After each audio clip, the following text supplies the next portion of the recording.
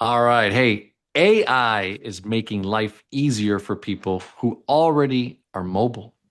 But what if technology could restore what injury or disease took away? Today, we're talking with Dr. Nitesh Kumar, CEO, founder of MoveHx, about the future of mobility and human potential. Dr. Nitesh, how are you? Good, good. Thank you for having me, John. How are you doing? Awesome, my friend. Well, look, we know each other a little bit off camera and excited to kind of see the journey that you've been on. And I know my audience and the Go for SEO community would love to hear kind of that beginning part, right? Tell us a little bit about your story so that we can kind of understand how you got to move HX and this journey you're about to take on. And I know it's kind of fairly new, but the grinder beginning stages are so cool, but it also comes back from a foundational standpoint of who you are, what you've been able to build, your parents, all that type of stuff. So tell us a little bit about background for now. Yeah, so I'm Chicago based. I'm a first generation college student in America, first generation doctor in the family. My journey kind of started when I immigrated when I was 10 years old. Went to middle school here in Chicago, went to college in Chicago, did my undergrad at Illinois Wesleyan, did my MD at Windsor University, and then I did my MBA at Davenport in Michigan. So got all those accolades for getting the capability to do this job, right? So what are my requirements and how did I ended up being in the CEO role? So it's kind of interesting because you kind of go through schooling, kind of learn everything, and then put it in practice. So I'm a big believer in see one, do one, and teach one kind of thing. So that's where it all started. You know, and you're right. It's interesting, right? From your perspective, who has a long academic journey, doesn't necessarily always teach you right how to be ready to be a CEO of a company. But you know, from what I know and our dealings with each other, I know that you've always been kind of in a leadership role. So tell us a little bit, you know, at the hospital that you were at just recently, you know, some of those dynamics that have now prepared you for some of the impact that you're making at MoveHX. I think that was the most foundational base building role that I ever had. And I say that because I was in post-acute care in an ALTAC in an inpatient rehab. And it also had a CBRF. So it had multitude of services to offer to patients. But the way the ALTAC is, they're very limited throughout the US. In Wisconsin, there's only four of them. What they are is long-term acute care hospital. So we have acute care hospital, which could be level one trauma center that has 350 beds, doing revenue in magnitude of $2 billion a year, such as Condell Medical Center in Chicago or Freighted Medical Center in Wisconsin, which are level one trauma centers. Being at a LTAC in a post-acute care, which is a long-term acute care hospital, in a role of director of business development and a TBI specialist, traumatic brain injury specialist, what that allowed me to do is kind of learn from every single department first and then contribute to every single department with the knowledge that I've gained in school, doing the MBA, running the financials. So it was really cool. I spent 4 years there and kind of learned everything. I always wanted to run a hospital when I was growing up. I thought MD, becoming a doctor, was a way to do it. But then later I realized the doctors are the furthest thing away from the administration. It's kind of like a number, right?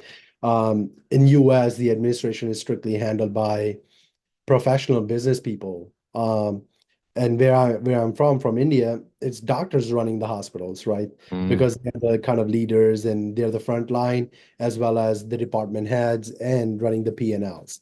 But in United States, it's very much different. And I learned that once I was in practice and kind of, doing the job. So So interesting. You know, that background and that philosophy, right, of cultures is so interesting, right? What you bring, what you brought from another country, and even though you were still young, I'm sure that your parents laid a foundation and the work ethic and the things that they really inspired you to be. Can you tell us a little bit about kind of just that dynamic, right? Because even at 10, you still had some foundational things that you brought from your and experiences from another country. So tell us a little bit about that just to go a little bit deeper. And I remember my childhood vividly, right? Like I still remember the days in India. My friends are still there. We connect all the time on social media nowadays, right? LinkedIn, Instagram. So the thing is, the culture, I think it's the biggest profound thing in my life that has built me to where I am today because work ethic, right? So my dad worked 9 to 9, 9 a.m. to 9 p.m., 7 days a week, no days off. And that was in India. And that's what it is like for most people in third world countries. They don't have 4 to 5 days work week schedule. And once you put this online, I might get some um, pushback on this, but that's what it takes to be successful in third world countries or make money or provide for the family. They don't have the luxury of working 4 to 5 days.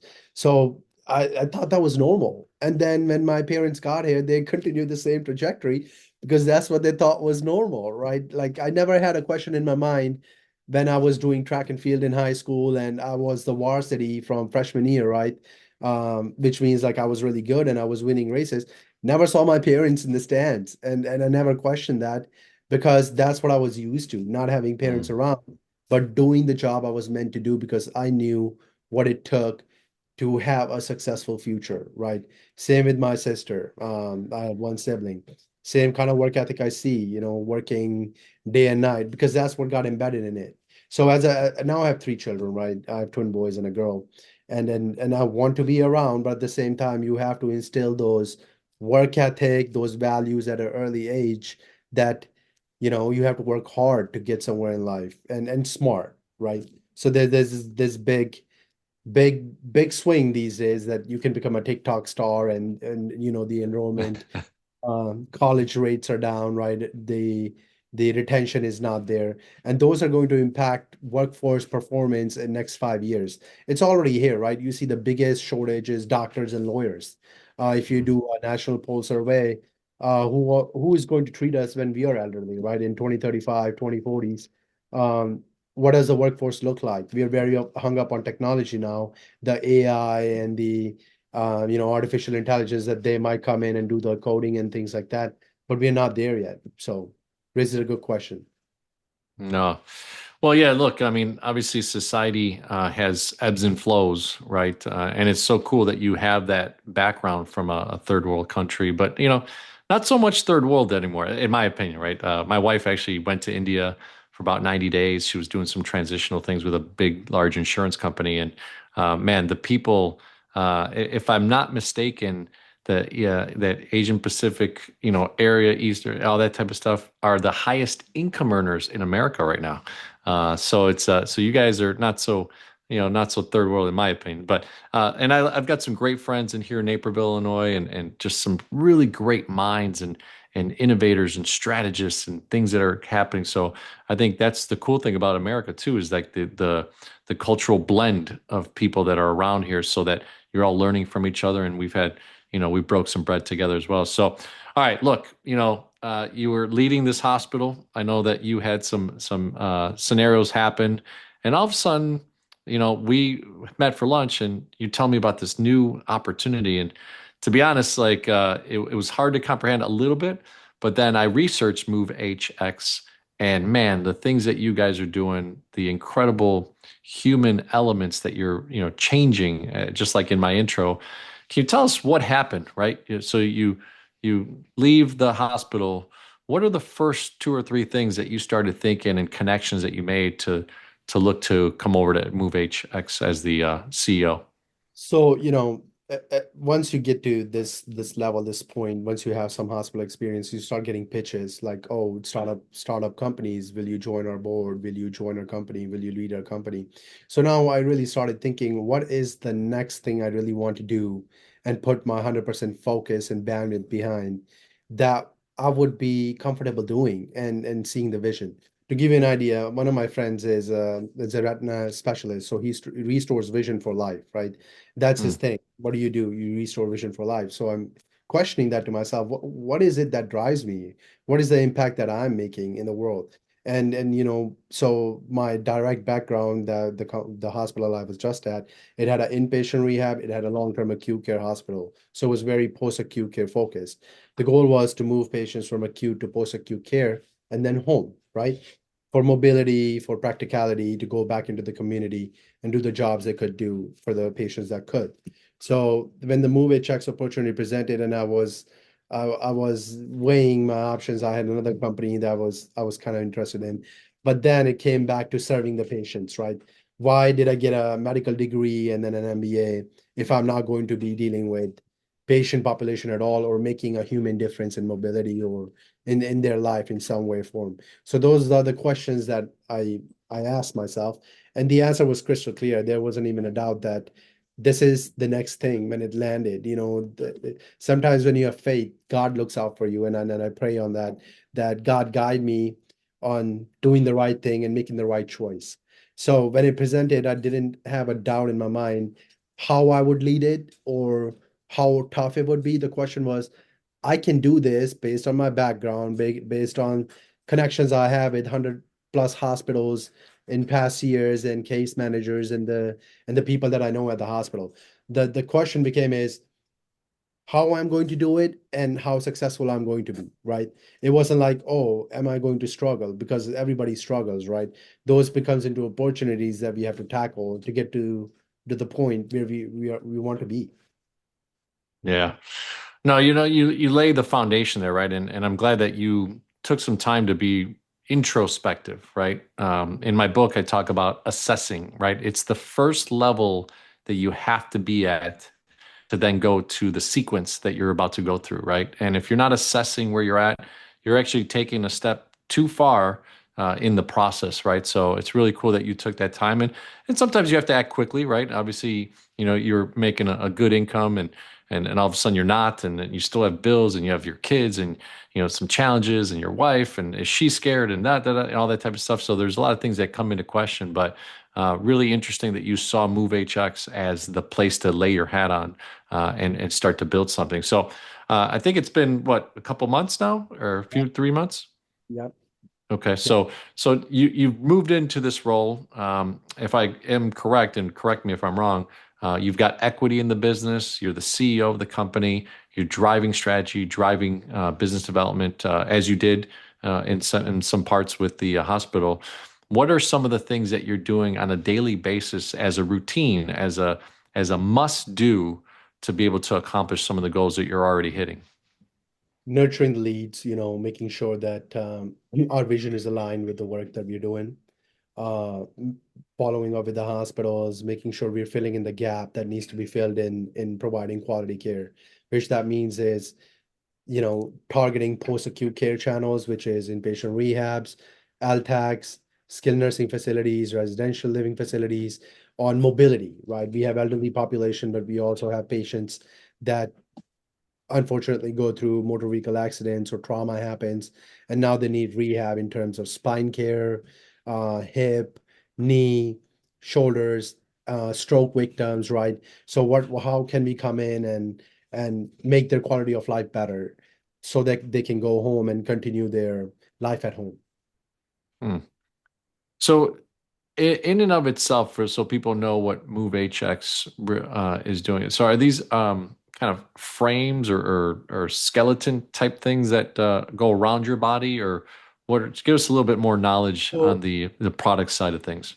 yeah, so the movehx.com is the website. This product's up there. Some of them are mechanical, which has no automation, no robotic component, such as like one is called a life glider. It's a high-tech wheelchair that prevents falls, Hmm. but you can also stand and walk. So it's like a walking, um, standing wheelchair with a seat in it. But you can also stand up, and there's a belt that goes around it, so you can walk and not fall. Because one of the biggest risk factors in the hospital is falls. Mm. That also count against the hospital and count against the whole CMS, Center for Medicare Services criteria. Um, so that's a non-mobile device, but we are also focused on no, sorry, non robotic device, but we are also focused on the robotic device, which is robotic exoskeletons, and that's where I really get excited to talk about those things, because that's bridging technology with things that we couldn't do before. So, paraplegic patient that had a complete cord injury, right, at in the thoracic, and now can't use legs at all. you can put those patients in robotic exoskeletons and have them walk again, depending on what kind of robotic exoskeleton it is. So some of them are fully like a suit that you can put on your legs, like neck down, right?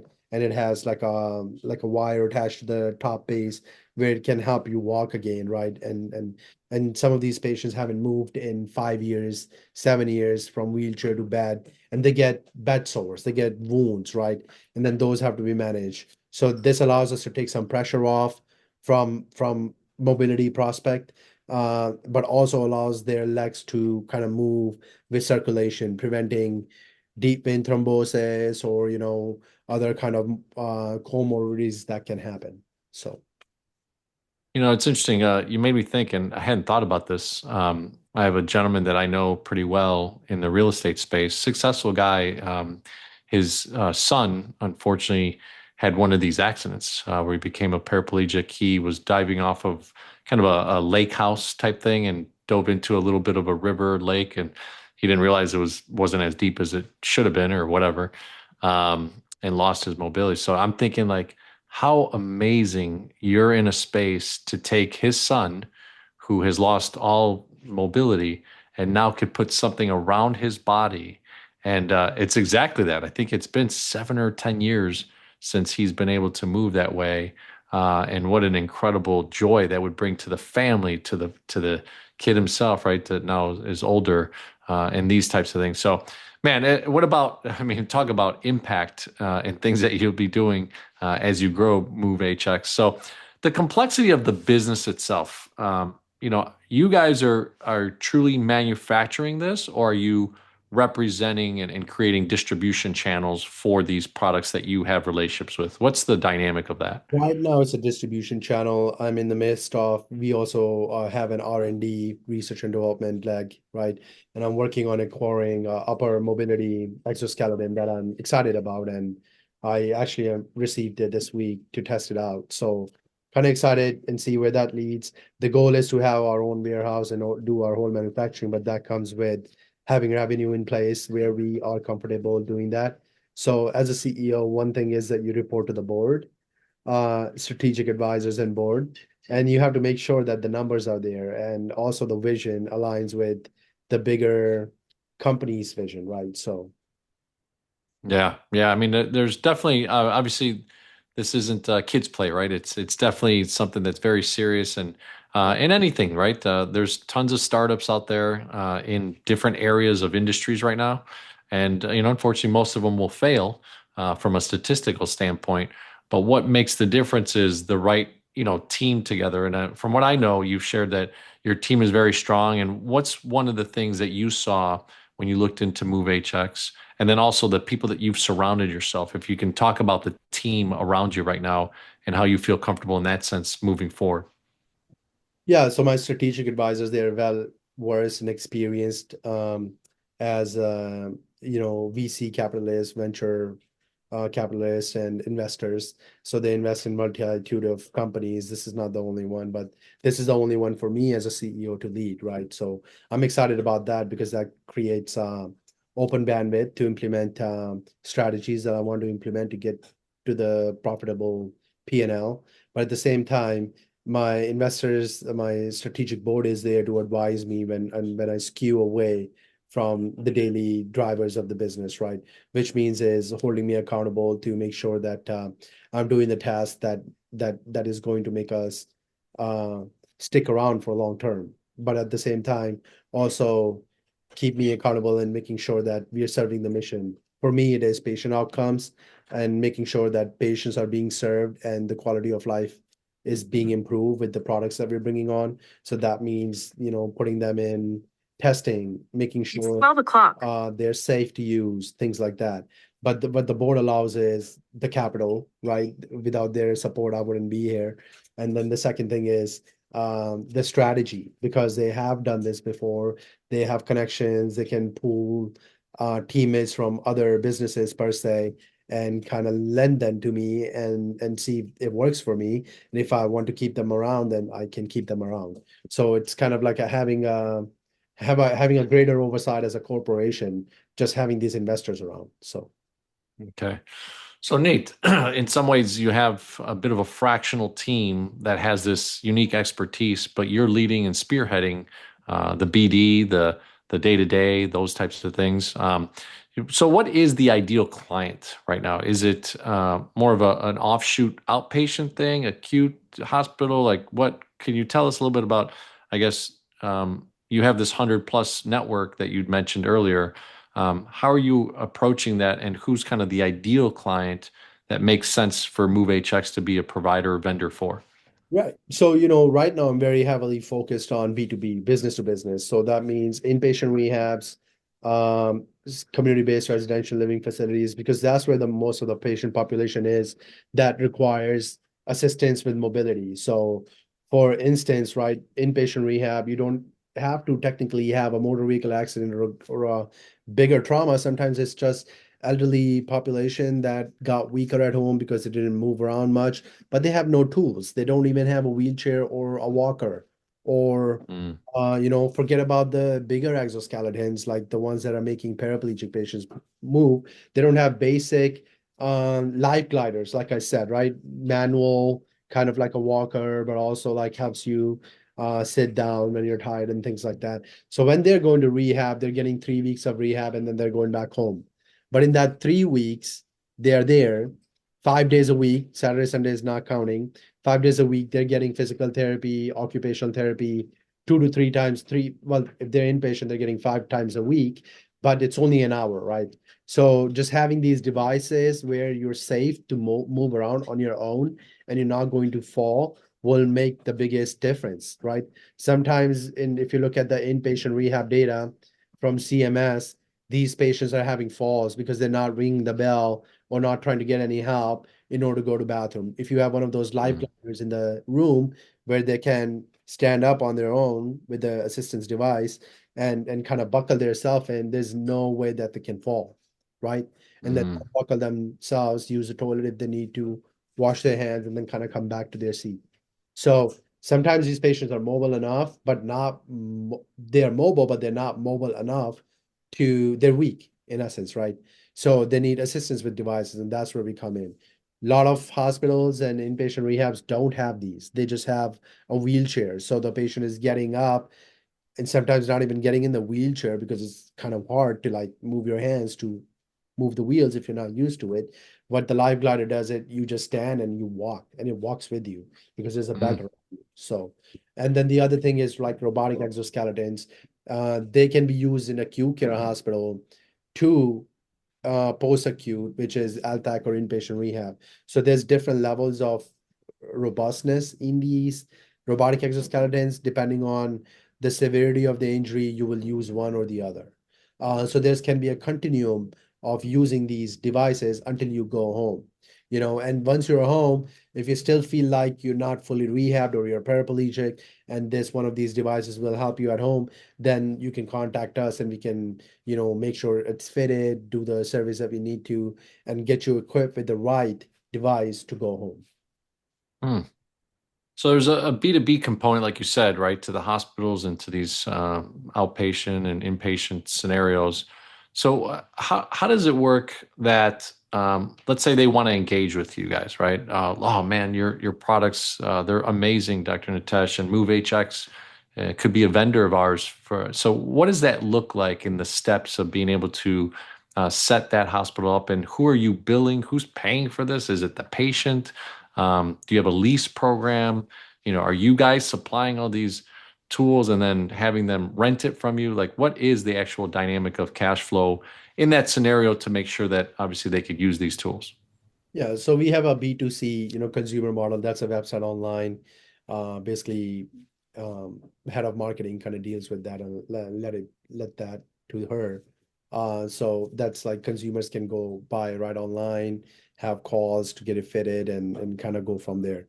But where I come in, I'm focused on business to business. So healthcare sales is different. It's not like selling a product, right? You go, if you want a car, you look at the car online and you go in and you buy a car.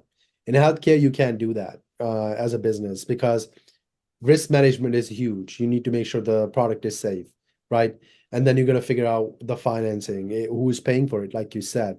Some of these products are FDA approved and some of them are consumer graded, right? So they don't have to go through the FDA channel. The consumer can just buy it right out, but the hospitals don't want to touch it because there's no label on it, right? So you kind of walk into this territory thinking, oh, these sales are going to be quick. And that's what my investors thought, that these sales are going to be quick. They are a nurture relationship, very much so a pilot, I call it, right? So you have to run a pilot. First, you have to gauge interest, and they want to know why should we implement your device? What is it doing for us? So I have to have data to back that up, clinical studies or publications that show that this device decreases length of stay in inpatient rehab by 3 days, or it reduces falls by 35%. And all that facts take time to accumulate. So when you're like a startup company, sometimes it can be very tough to having all those facts in place, because some of these studies can be 6 to 8 months or a year, right? To collect that data at different institutions and then kind of pull them together and then publish them. Publications itself can take 2 to 3 months. So the B2B channel is tough because A, you have to nurture your leads. B, you have to prove your concept and prove your device that it's working and why they should implement that. And then it comes to funding it, right? So who's paying for it? There's a pilot model where they can test it out, which is a lease, and then convert it over if they're interested into a full write-out purchase, and the service will go through MoveHx, the setup and the distribution. And we can also do automation workflows where it fits in your current day to day. So another thing is physical therapy and occupational therapy. These are healthcare providers, and as you know, there's a big shortage in healthcare workforce.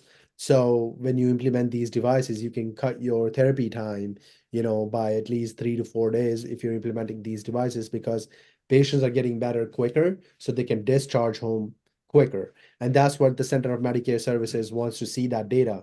The focus is shifting towards value-based care instead of volume, right? So once you put emphasis on value, the quality, that's where these products really make a difference, because the payout from Medicare doesn't change. For one patient, you might get $35,000 for inpatient rehab. That is not going to change if you discharge a patient in a week or 3 weeks. So it's actually profitable for inpatient rehabs to discharge them in a week, but they have to be mobile, their functional scores have to be there, and that's how that data is tracked. Hmm. Yeah, actually I was thinking that as you were sharing that. I'm like, okay, well, there's a dichotomy here, right? Shouldn't wouldn't the hospital kind of want them to stay longer so they could bill more, in a sense, right? But I think you solved that in my mind there. So interesting stuff, and yeah, you're right, right? In this new position, you're sharing true benefits that impact the organization from a bottom line perspective, right? In most of those things, and then obviously the high end value is that the patient is getting new mobility features and being able to exercise and go out there and have a little bit more freedom in their life and stuff, which is such a big impact. But there is that yin yang, I guess, in a way, right? So, all right. So now on your day to day, obviously, you've had your network, you've got this team around you that have had investor quality knowledge, board perspective, these types of aspects. How much of a team did you inherit? And then also, what type of talent are you looking for right now as you are in this growth phase? So the team, basically I started from scratch. Like I had a team of maybe 3 people, but now it's growing. So the what I'm looking for is um liaison, right? Somebody that can bridge the relationship between B2B, from our product to inpatient rehab facilities, or sales representative that can call the places and follow up on those devices and what we have to offer, and if that fits with their model, or would they like a pilot, right? Kind of like taking the day-to-day heavy burden off of me, so I can follow strategically on developing relationships and nurturing the relationships that I already have. I think that would be crucial. Like I said, sometimes it's places don't know what's out there, right? This is such a new space and a big space. Yeah, we heard about robotic exoskeletons last 10 years, but they were not capable of what they are able to do today, right? Like it's like ChatGPT when it started around 2020. We weren't thinking about agents, right? Now we are thinking about agentic AI, and you're thinking about a whole company around it where you don't really have to hire people because agents will do a lot of work. So now we're getting to the point where we don't need in home health three people going in to lift a person when we can implement these robotic exoskeletons and put them in, and we can still have one physical therapist or whatever that looks like, 1 to 2 people instead of like having 4 or 5 people for 300-pound patient in a home just to get them up. Mhm. Wow, what that's another area that interesting because I have some home healthcare business clients that have that battle, right? And they have their own talent resources that are shortening and people wanting to be in that business or have that type of be able to do that job, right? So interesting stuff. So look, you left a role that then complexity brought you into this and inspiration and the right connections that you have. You've taught us a little bit about kind of what your day to day looks like and what you're pursuing, and then obviously you just shared the type of talent that can kind of be plugged in to help you build this company. So marketing wise, obviously there's a difference between brand, marketing, and sales. What are some things that you've already caught on to that maybe move HX, just like doing this podcast, right? Marketing, right, and branding. What are some things that you're learning that can kind of bring a little bit more significance into the marketplace and brand awareness? Yeah, so we have a head of marketing. She's great. She has a bachelor's in marketing, and she's been doing this for a long time. So she runs the SEO, pages, e-commerce, automation, and all those things are very relevant in today's world. Digital marketing, I would say. And then she's also working on collaterals and files and folders from very basic level to like high performance of running automation, client automated follow-ups, things like that. So I think in marketing department, we feel very good about it because we have her and she's kind of taking the whole lead and running the channels and distribution on that end. But as a CEO, I have accountability, right? So accountability is the biggest thing in this job. Making sure that people are doing what they're doing and say what they're going to do. So follow up. But as a CEO, you have to be accountable about every single department because you are where the buck stops, right? Mhm.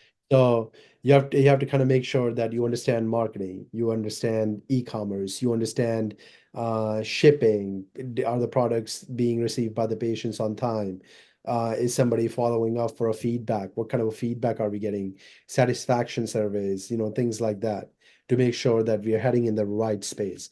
You can have 10 good sales, but if one of them goes bad and one of them those patients review leaves a 1 star rating out of 5, those 10 sales won't matter because people will look at one sale and that would also skew your average star rating to 3.5 maybe. So you have to be very mindful of those things, and that's where the strategy comes in play. But like you said, um, I have a head of marketing that I confide in, and she's phenomenal, and I leave it that to be because as a CEO, I also have to make sure I trust, but I also verify. So Hmm. Yeah, inspect what you expect, as they say. Uh, awesome stuff. So, obviously, over the next 6 to 12 months, some things will, be very dynamic and fluid for you. What are, 3 or 4 things that you're kind of looking on the horizon? Is it product? Is it, supply and demand, right, within what you currently have and kind of raising the bar on efficiency and effectiveness into your products into these services into these places. What are maybe 2 or 3 things that you're looking at for the next 6 to 12 months? So number one thing is product delivery. That I'm very focused on kind of like growing the company, and that can't happen without the P&L, right? So I'm making sure that we are reaching out, we are making connections, we are running pilots, and and kind of showing our data to the hospitals, to the inpatient rehabs, to getting our footprint out there. The second thing I'm very, very excited about is, like I said, we are looking at this new tech for upper mobility exoskeleton that we are going to start testing this next week. And I'm excited because if we can acquire that, then the trajectory of the company will change from a e-commerce standpoint to having something of our own, right? And that's what I look forward to. But overall vision is to grow this company and in a CEO role, lead you to somewhere where it's on the platform. It's already there in the robotic exoskeleton market, like you can see online. But I would like it to be a key major player that we have vendor relationships at every single level one trauma center to home health service. I love it. I love it. Well, look, it's exciting to have you on because I think over the next 6 to 18 months, it'll be cool to have you back on and kind of see the momentum, the growth, the trajectory that you're headed. If you think about, the leadership, you mentioned one chief marketing officer. What other people are you targeting just, in the 18 things that you're juggling, from a talent standpoint? Are there any other kind of C-suite-ish or middle level people that you feel are key and essential to the next 6 to 12 months growth? So the talent that you're looking at for Move HX. I think it's very important to give opportunity to the people that are within in the company. So like if somebody Mm. is a sales rep and they do a phenomenal job, they should be promoted to director level and a chief sales officer or chief business officer. And that's how I grew, right? So I started as a clinical liaison when I was young. And before that, I was a pharmacy tech when I was in undergrad days, right? And then you keep growing, you do a good job. People notice that. Believe it or not, C-suites is always noticing that. People think there's usually a disconnect where we are not watching, we're watching everything because everything gets Hmm. from frontline operator to somebody's sitting in the C-suite. There's very heavily we're watching what's going on and we're very well aware. So I think it's a key to grow people internally. So like you said, um, as a startup, I get excited because the opportunities are endless, right? But the failures are there too. So if you don't execute, you will fail. But I love startups. I like to be in startup space because if you're performing and you're driven, you're committed, and you're doing what needs to be done, the scope is endless, right? Like you said, equity is there. Bonuses can be there when you're making sales. So, like I gave you one example for sales, but the other one is feedback, right? Patient satisfaction survey. So, like a chief people's officer would be another role at some point where we are collecting that data, and making sure that we're following with our patients, we're nurturing those leads. So, as the company grows, we get warehouses, we get more mobility products. CEO can focus on new acquisitions. Mm. Okay, interesting. From the new acquisition standpoint, right now the capital has been like, hey, there's a certain burn rate, right? I'm assuming that they have you a targeted to. Anything from the acquisition side, it sounds like the new products coming in, you're about to test it this week. Is that more of a vendor that has newly come to you, a new product within your same product line? What's the dynamic on that? So interesting. So as a CEO, I have been establishing relationships, right? So we have a new couple vendor products that are coming in that I'm testing, but also, like I said, stuff that is been in R&D, like in clinical research for 10 years. I'm getting my Mm. hands on those, and without the MD, that probably wouldn't be possible, right? Because you really need to understand the technical uh, jargon behind it, mechanism of action. Like for example, if somebody had a stroke and they can't move their arm, right? Now we're testing this device. What is the mechanism and why are we acquiring it? So if there's a hand robotic exoskeleton, what part of the brain is it targeting? What sensors are being implemented at what wave frequency that it targets the thalamus in the brain? What kind of lobe? Frontal lobe, temporal lobe. So these are the learnings, right? That these are the key fundamentals. Having someone like me in this role would opens up the gate for investigative territory as well as currently utilizing the products and making sure that we are backing up what we are saying they do, right? And kind of assessing them.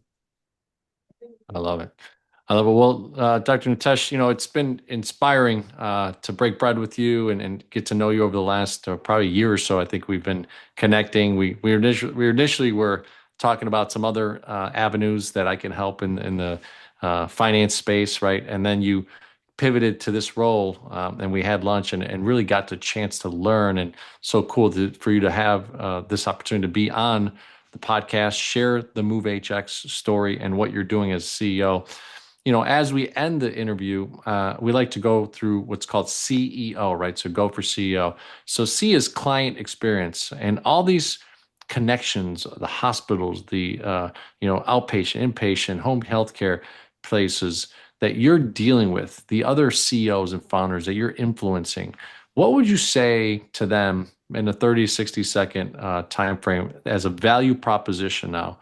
What that looks like from a client experience if they do business with MoveHx. So the patient outcomes is our number one priority, like I said in the starting of this, discussion.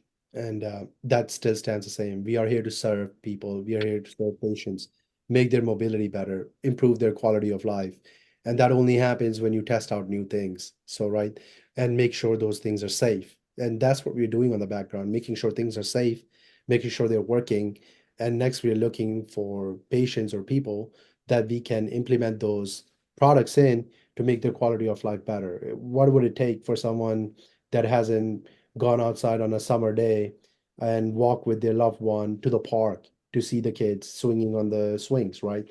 And that can be profound for someone that hasn't done that in the last 5 years. And Mm. that's what the vision is here is improving quality of life and giving patients freedom that they lost due to an unfortunate event in their life. That's awesome. Very impactful. So the middle question here is E for engagement, and I'm always super interested because everybody's different. I always get a different answer. If you think about engagement from Dr. Nitesh, who you are, the individual that you have become throughout your life, right? How do you like to engage? Is it breaking bread and doing dinner, lunch, breakfast, something like that? Is it going to an event? Is it bringing people to your home, to an office? Is it one-on-one conversations with your CMO? Like, how should people look at Dr. Nitesh and who you are as the individual to engage with you? What's the best way to do that?